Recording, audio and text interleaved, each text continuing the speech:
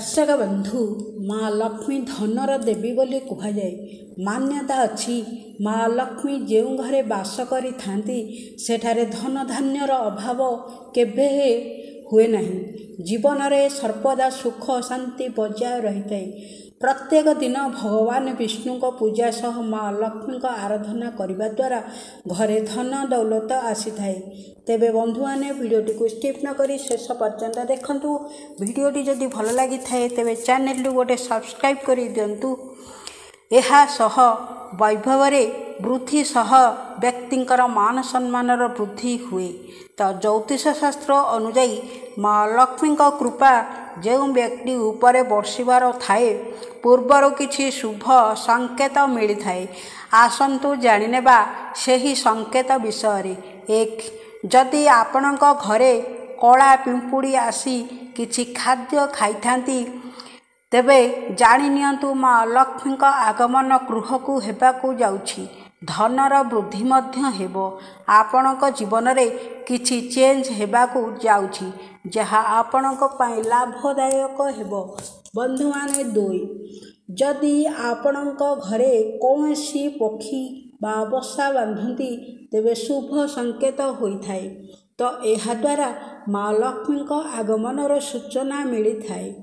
तीन अनेक समय घरे झिंटिपिटी देखिले लोके ताकू बाहर करी देइथांती किंतु झिंटिपिटी घर को आसीबा शुभ होइथाए। कारण झिंटिपिटी को माँ लक्ष्मी प्रतीक माना जाए। घरर ठाकुर घरे झिंटिपिटी देखागले सौभाग्य वृद्धि पाई थाए। चारि जदि आपणक हाथ बा पाद कुंडाई होइथाए तेबे एहाकू आमे अणदेखा करिथाउ। डाहाण हाथ कुंडाई हेउथिले शुभ संकेत हेबा सह धन जनित भल खबर मिली थाए बा हाथ कुंडाई हेउथिले धनर आगमन होइथाए।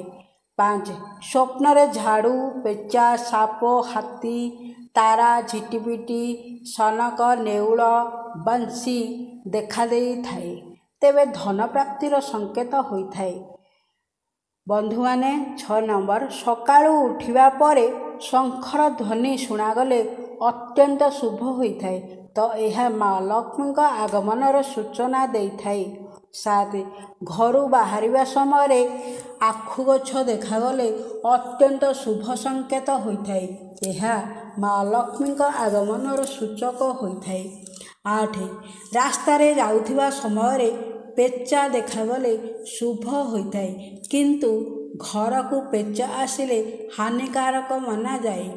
तो यह द्वारा घरर उन्नति अटकी जाए। 9 रास्ता रे जाउथिबा समय कुकुर शाकाहारी खाद्य मुहरे नेइथिले धन लाभर संकेत होइथाए। 10 स्वप्न रे केही झाड़ूदार देखागले अत्यंत शुभ होइथाए। यह धनवान हेबार संकेत देइथाए। राति रे देखा जाइथिबा स्वप्न सत होइथाए।